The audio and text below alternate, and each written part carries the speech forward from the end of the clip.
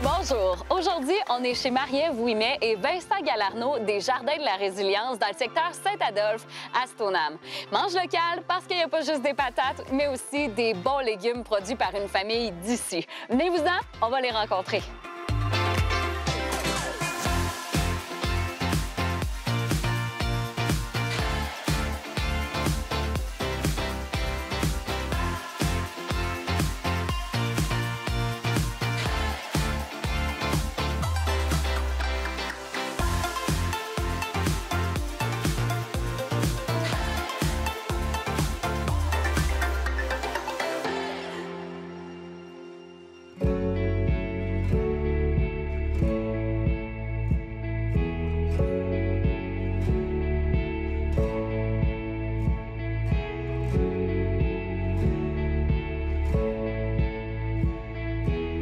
Je suis présentement avec Vincent Galarneau, copropriétaire des Jardins de la Résilience. Ça va bien? Ça va très bien, merci. Et toi? Oui, merci de nous recevoir ici. On se sent bien chez vous, je dois te le dire. Puis ça doit être un peu ça, l'histoire des Jardins de la Résilience. Parle-nous de ton projet, comment il est né?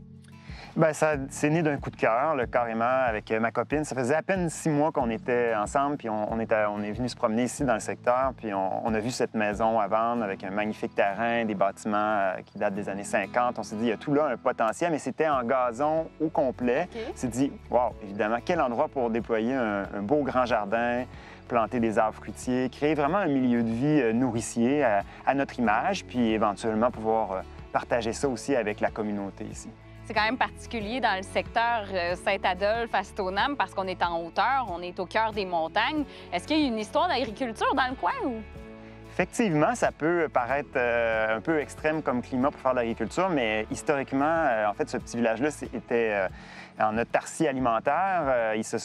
C'est des gens de Sainte-Brigitte-de-la-Bague qui sont arrivés ici au début du siècle, puis qui ont une agriculture vivrière, je dirais peut-être même de misère, mais qui, de fil en aiguille, ont réussi à tirer leur épingle du jeu, ont ouvert les champs, puis finalement, pour nous laisser aujourd'hui un certain héritage aussi de champs qui ont eu beaucoup d'animaux, qui ont été quand même dérochés beaucoup. Donc, oui, c'est une terre qui n'est pas si facile, un climat, mais on arrive aujourd'hui avec les techniques modernes, avec beaucoup de motivation aussi à faire des très beaux jardins, une belle production aussi.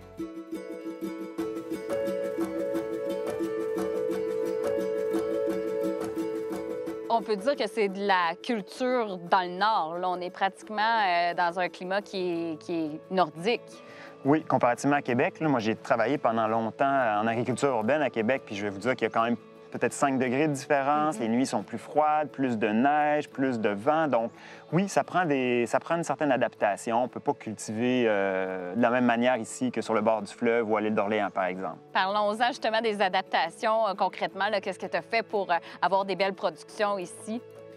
Bien, la clé, c'est toujours aussi d'observer qu'est-ce qui fonctionne. Chaque année, on essaie une diversité de cultures, vraiment, pour voir qu'est-ce qui fonctionnait bien, qu'est-ce qui fonctionnait moins bien. Puis finalement, on est arrivé à certaines techniques, comme par exemple les couvertures flottantes, qui nous permettent de gagner, qu'on installe par-dessus nos rangs dans le jardin pour gagner quelques degrés, protéger des insectes, par exemple. Depuis l'an dernier, on a aussi une serre qui nous permet d'avoir vraiment des tomates, des poivrons, des aubergines, tous les légumes de chaleur. Mais je dirais que c'est vraiment la clé, c'est l'observation, de savoir quand semer, quand récolter au bon moment, puis on arrive vraiment à des résultats très intéressants. Et tu partages même ton savoir. Tu travailles pour vivre en ville, mais également tu connais le territoire ici. Tu as offert même des conférences à des gens de Stoneham. Est-ce que tu aimes ça, interagir comme ça avec la communauté, partager ton savoir?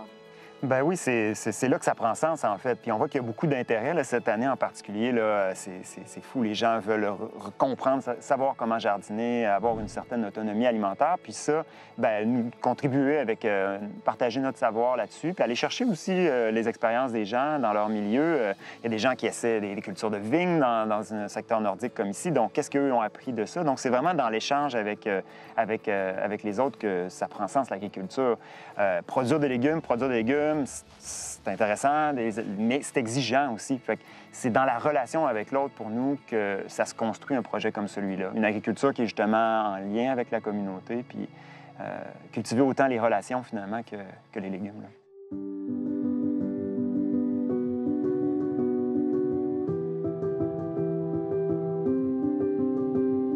Puis là, vous faites des paniers. Parle-nous un peu de tes produits, ce que vous vendez finalement ici au Jardin de la Résilience.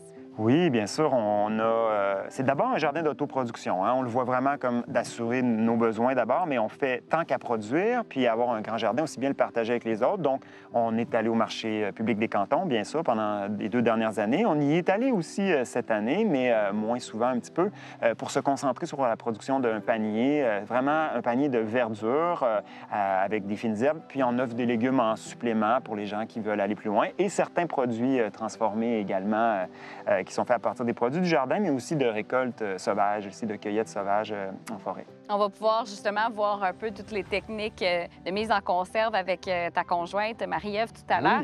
Mais j'imagine que ça a été une nécessité à un moment donné de transformer les aliments. Bien, ça va avec. Hein? C'est sûr que c'est beau de réussir à produire, c'est déjà un bon défi, mais ensuite, il faut mettre en marché ces produits-là et les transformer pour pouvoir justement les garder plus longtemps dans l'année. Donc, il y a toutes les techniques de conservation. Ça fait partie de l'équation, de la globalité, pouvoir savourer les produits, pas juste au moment où on les récolte, mais plus longtemps dans l'année.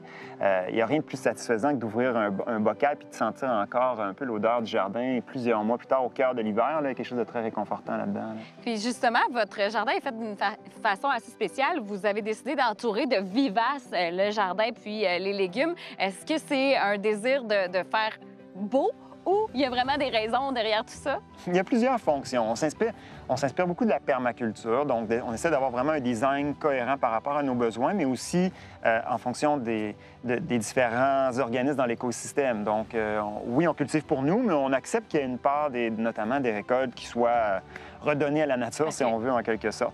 La manière dont on aménage les jardins, il y a des parties, justement, beaucoup plus rectilignes, beaucoup plus axées sur la production maraîchère, mais autour de ça, on met toutes sortes de plantes pour attirer les insectes pollinisateurs, peut-être un peu pour brouiller les cartes pour les prédateurs aussi, qui soient un peu confus puis qui s'attaquent peut-être à autre chose qu'à nos légumes. Okay. Mais bien sûr, il y a des raisons esthétiques aussi. On aime bien que le tout... Je me dis souvent que l'idée ici, c'est de créer une œuvre d'art à l'échelle du paysage. C'est vraiment joli, justement. On arrive puis on a le goût d'aller se promener dans le jardin, tu sais. Puis, bon, on est chanceux quand même. On est déjà dans un site assez formidable, avec une vue incroyable, avec les montagnes à côté. Donc, on ne fait qu'ajouter notre petit grain de sel là-dedans, apporter un petit peu, humaniser un petit peu ce paysage-là, mais en respectant aussi, en équilibre un peu avec ce qui existe déjà.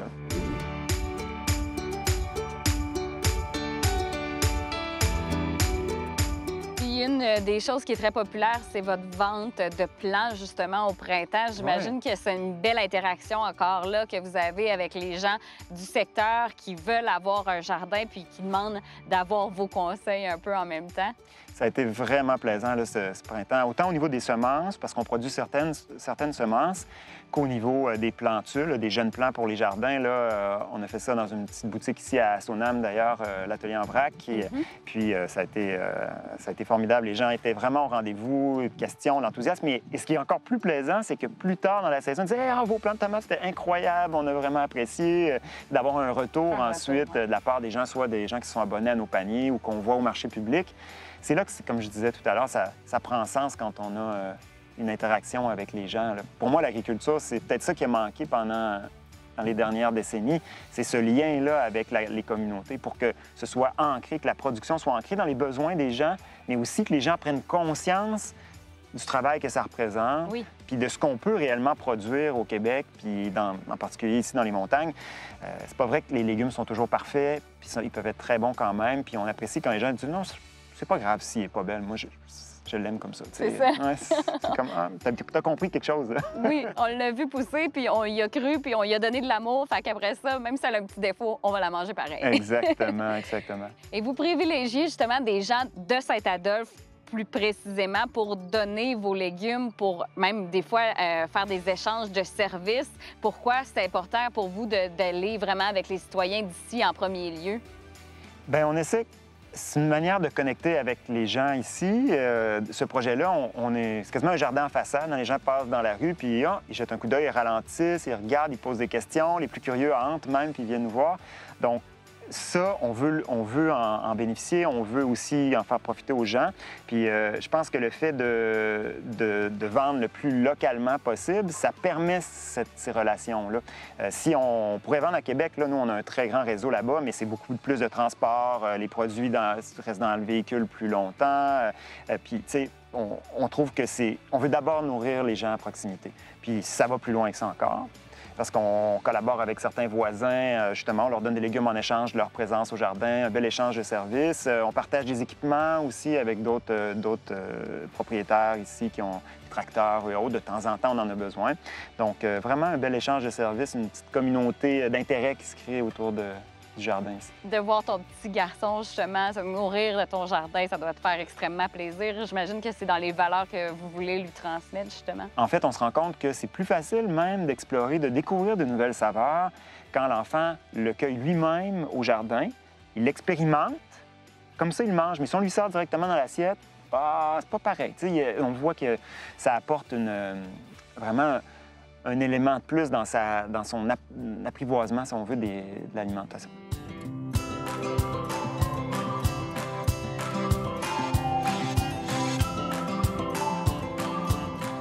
Les Jardins de la résilience, le nom de votre entreprise, ça vient de où? Ça nous est venu dès le premier hiver. En fait, on avait plusieurs noms en tête, mais on n'était pas encore branchés. Puis au printemps, on sort arpenter un peu nos jardins parce que, comme je le mentionnais, c'est super important de prendre le temps d'observer, de voir qu'est-ce que l'hiver peut nous enseigner. Puis on arrive devant nos plants de bleuets qu'on avait mis, des plants déjà matures. On a mis beaucoup de temps à implanter ça l'été d'avant. Puis là, c'est plein de branches cassées. C'est vraiment un carnage. Là, on s'est dit, c'est donc bien démoralisant. Puis à ce moment-là, on s'est dit, non, faut pas baisser les bras. Faut justement être résilient. Faut, malgré les défis, les choses difficiles qu'on vit, tant du point de vue humain, parce qu'on se cachera pas, là, des fois, hein, c'est pas facile tous les jours. L'agriculture, c'est exigeant, mais aussi du point de vue climatique, du point de vue environnemental, d'être capable de se relever malgré les défis puis les épreuves qu'on a eues. Donc, on s'est dit, la résilience, ça va être notre mot-clé, ça va être notre mantra, c'est-à-dire que même pour faire face aux difficultés, on se relève, on repart. Puis c'est un conseil que je donnerais aussi à toutes les personnes qui jardinent, même si ça n'a pas bien marché votre première année, perdez pas espoir, recommencez, faites les choses un petit peu différemment, allez lire, excusez-vous, allez visiter d'autres jardins, venez nous voir. Continuez, perdez pas espoir. Regardez, si vous plantez un arbre fruitier puis que il n'a pas l'air vivant, mais d'ici peut-être dans 2 ans, vous allez retourner et vous dites, mon Dieu, c'est le plus beau de la gang. Donc vraiment, perdez pas espoir, replantez, ressemez, réessayez, vous allez en sortir gagnant. Vous faites même du woofing, donc c'est des gens qui viennent dormir chez vous et en échange travaillent pour vous. Pourquoi c'est important pour vous, encore là, d'échanger avec des gens qui viennent de l'extérieur aussi? Bien, c'est ça. En fait, ça nous fait voyager, hein, tout en restant chez nous. Des gens, l'année passée, on a eu des gens de France, on a eu des demandes de gens d'Allemagne, etc. Donc, l'idée, c'est eux, ils arrivent avec leur expérience aussi. Ils apprennent énormément. Contre gîte et couvert, ils nous donnent du travail, mais évidemment, c'est quelques... On leur donne peut-être 5-6 heures par jour. On leur laisse les fins de semaine qu'ils puissent explorer le territoire autour. Fait que nous, on leur fait découvrir le territoire et eux, ils nous apportent aussi leur expérience d'autres endroits dans le monde. Donc, en étant ancrés dans nos jardins, on voyage un peu avec eux. Puis d'ailleurs, c'est vraiment intéressant parce que ça tombe très bien. On a des woofers donc, de l'an dernier qui sont justement revenus nous faire un petit coucou cette année avant de retourner dans leur pays. On pourra leur jaser un peu tout à l'heure parce que j'imagine qu'ils ont beaucoup de belles choses à dire sur leur expérience ici. Mais avant, le titre de l'émission, c'est Mange local. Qu'est-ce que ça évoque chez toi, un manger local? Bien, c'est le lien vraiment avec le terroir, c'est de voir ce qui est possible de cultiver chez soi, puis c'est aussi d'être cohérent par rapport à notre alimentation. Tu sais, je pense que de prendre conscience de ce qu'on est capable de faire pousser chez soi, ça nous fait comprendre la juste valeur des choses, mais aussi ça nous permet de goûter aux particularités du territoire. Puis d'ailleurs, les gens nous disent, je comprends pas ça. Vos carottes ou votre mesclun, c'est incroyable, ça goûte pas du tout comme à l'épicerie, d'une part de par la fraîcheur, mais c'est sûr que le sol, l'eau vont aussi jouer sur ces paramètres-là. Donc, il y a beaucoup d'avantages. C'est pas une religion, hein? Je veux dire, on n'est pas dans le manger local à tout prix. On est conscient qu'il y a des types de produits qui viennent de l'extérieur, mais tout ce qu'on est capable de produire puis qu'on fait bien, je pense que c'est tout à fait logique d'aller dans ce sens. C'est vraiment une belle histoire de famille, une histoire aussi d'un gars qui a parti un petit jardin à un moment donné puis qui est rendu avec un jardin qui va permettre de nourrir sa famille à l'année. Puis là, j'aimerais ça qu'on aille visiter ça, justement. Je comprends. On y va. Yes. On y va.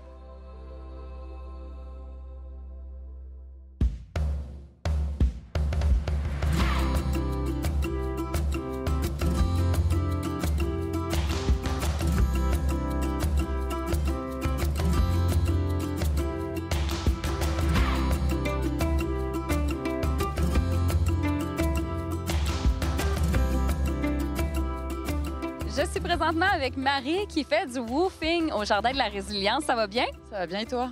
Bien sûr. Explique-nous tout d'abord, qu'est-ce que c'est le woofing, justement? Oui, bien sûr. Alors, le woofing, c'est du bénévolat, pour faire court, où on fournit un travail et en récompense, on est nourri et logé. Et précisément ici, qu'est-ce que tu apprécies des Jardins de la Résilience? Tout, c'est vraiment des personnes extraordinaires. On a partagé tellement de bons moments, on a appris plein de choses, tant aussi bien au niveau de la cuisine avec Marie-Ève que Vincent dans le jardin. Donc, énormément de techniques, on va dire. Et là, vous allez vous apprêter à repartir à un certain moment avec votre van. Comment ça se passe, justement, de vivre dans sa van et de se promener d'endroit en endroit? Ben, ça se passe bien. Écoute, avec mon chum, on a réussi à vivre dans un tout petit espace. Mais non, ça se passe bien et c'est pratique. On peut voyager tellement rapidement et avec plein de facilité. Merci beaucoup. Je t'en prie. Merci à toi.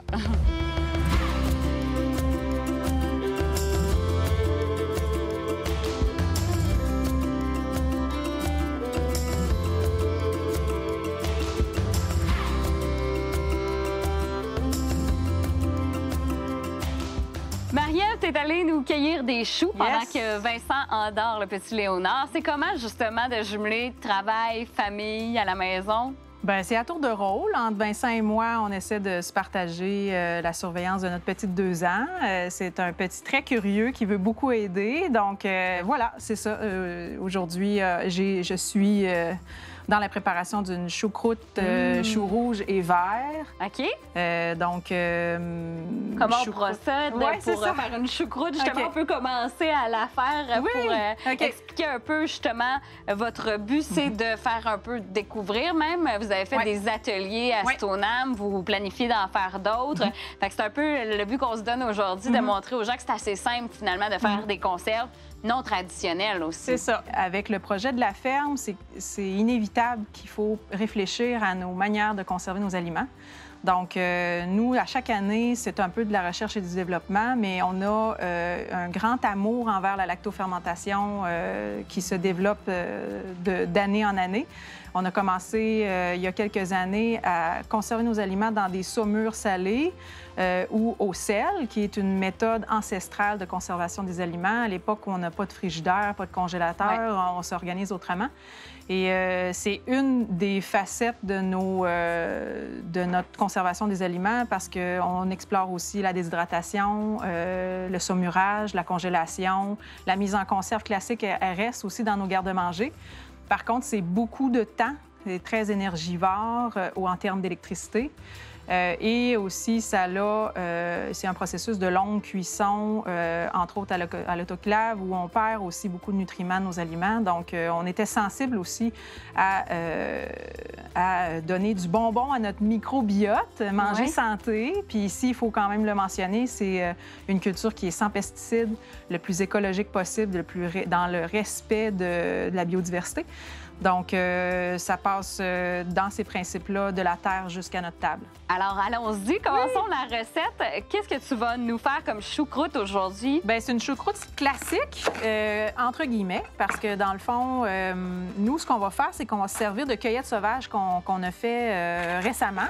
Présentement, c'est un bon moment de cueillir ici le myrrique-baumier, qu'on s'en sert comme un poivre dans nos épices à la maison. Donc, ça fait partie aussi de certaines choses qu'on déshydrate ici, qu'on se sert dans notre alimentation annuelle. OK. Donc, c'est tout simple, la choucroute. Dans le fond, on va ouvrir son chou, puis on va extraire le cœur ici. On garde seulement la partie feuillue. Oui, c'est ça. puis vos résidus, vous les donnez à vos poules, si vous en avez. Très bonne idée. Tout le monde participe. Je fais une petite choucroute mix aussi parce que j'aime, ça colore assez bien la choucroute au final. On va avoir une belle choucroute ici, comme l'image là, le présente ici. Salutations aussi à la gang de Révolution Fermentation qui nous inspire beaucoup dans nos apprentissages de fermentation. OK. Puis la lactofermentation, qu'est-ce que ça a comme avantage pour le corps humain? D'abord, c'est une méthode, en fait, qui nous permet d'aller conserver les bonnes bactéries du légume. Il est à noter que moi, j'ai sorti mes choux du champ. Ouais. Et je les nettoie pas. Donc, dans le fond, je vais aller retirer les premières pelures du chou qui sont moins intéressantes en termes de texture. Tout simplement, en fait, rajouter du sel, puis ça va permettre, après ça, en fait, tu laisses la lactofermentation, le mélange fermenté à température pièce dans des conditions précise. Là, je ne ferai pas le détail de c'est quoi, là, mais en fait, ce que ça vous prend tout simplement, c'est votre légume, du sel. OK. Donc, par la suite, c'est ça, on l'incorpore dans un pot qui est hermétiquement fermé. On le laisse fermenter à température pièce, puis au bout d'à peu près 3 semaines, il est prêt à être consommé. Puis ce qui est plaisant aussi dans la lacto, c'est que c'est un aliment qui est vivant. Donc, il n'y a aucune cuisson ici qui est faite. Puis par la suite aussi, c'est que c'est une préparation qui va aussi aller chercher des saveurs, des subtilités avec le temps. Donc, nous, on vient de terminer notre choucroute de chou rouge de l'année dernière, après 1 an de conservation. Wow. Donc, c'est magique. Nous, on a vraiment un coup de cœur par rapport à cette méthode-là.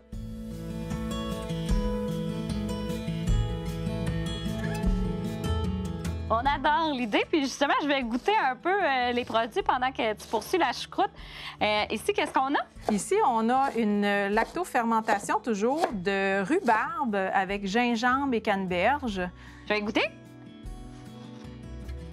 Bonne dégustation. Ça se marie vraiment bien avec le gingembre, justement. Oui. C'est sûr que là, on prend le soin normalement de l'amalgamer avec un autre aliment parce qu'il est à noter que c'est quand même intense comme goût. Donc, essaie de te l'imaginer avec ton fromage préféré et ton pain préféré. Mais en même temps, c'est une recherche de goût qui est vraiment intéressante parce que ça a un goût particulier aussi, la lactofermentation. Puis là, on va goûter un autre produit. Oui. Explique-nous si on pourrait croire que c'est des betteraves, mais c'est pas ça. C'est ça. La petite coloration, elle est 100 naturelle, qui est une coloration à partir d'une betterave, tout simplement. Est-ce que les bâtonnets que tu as, c'est des navets? Pour faire des chichtaouk? Oui, entre autres. En fait, on les appelle des pécules de navets fermentés à la libanaise. OK. Bonne dégustation. J'y vais. Ils sont vraiment réussis. Ouais. Puis j'imagine aussi que la créativité vient du fait que vous avez une belle diversité de produits ici. Exact. Parce que vous pourriez faire votre maillot à l'ail, justement, pour faire un chichtaouk. Oui. Après ça, tout est possible une fois qu'on a tous les aliments à disposition. Alors, je te laisse cuisiner, choucrouter un peu, puis on va admirer ta technique. Parfait.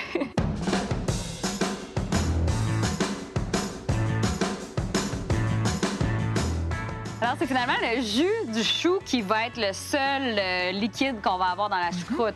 Exact. Puis dans le fond, ce qui est en train de se passer, c'est que je masse mon chou depuis à peu près une dizaine de minutes avec son sel puis les épices qu'on a ajoutées. Donc, il dégorge, il se trouve à dégorger, à perdre son jus avec l'activation du sel. Et c'est ce jus-là qui va nous permettre de faire la fermentation avec le chou, dans le fond. Et là, on peut faire la dernière étape, justement, le mettre en pot. Est-ce qu'il y a des trucs spécifiques à mentionner sur les pots, justement? Oui, bien en fait, moi, j'aime bien utiliser des pots à clips mécaniques, là, comme ça ici, avec un seal de caoutchouc. C'est, je trouve, un pot assez facile d'utilisation, mais on peut aussi utiliser des pots Bernardin, maçon, tout à fait classiques. La seule petite chose, c'est que n'oubliez pas de recouvrir le cap de métal d'une pellicule moulante pour pas que le métal soit en contact avec votre préparation, puisque ce qui va se passer, ça va Voyons, ça va... Faire de la corrosion. Oui, corrosion avec le métal, puisqu'il y a beaucoup de sel dans la préparation. Notez aussi que ça ne goûtera pas le sel, votre choucroute. Là. Après un certain temps de fermentation, ça va faire un légume qui est plus de type suri. Donc, voilà, c'est tout simple. Donc là, vous allez voir, là, je ne me gêne pas d'aller mettre mon poing dans le pot pour aller chercher le jus. Puis est-ce qu'on le recherche. remplit à pleine capacité ou on le laisse Oui, comme ça? bien là, on est en train de se rendre compte qu'il me manque du chou, là, mais ça va être plus tard. On va reprendre ça plus tard, mais idéalement, c'est que ton pot, il faut vraiment qu'il soit plein OK. le plus possible. Puis ça va être bon dans 3 semaines et encore meilleur dans un an. Là. 3 semaines fermentées, température pièce. Après ça, vous goûtez. Si c'est à votre goût, elle est prête à consommer, vous pouvez, après ça, l'entreposer dans le frigidaire pour l'année à venir.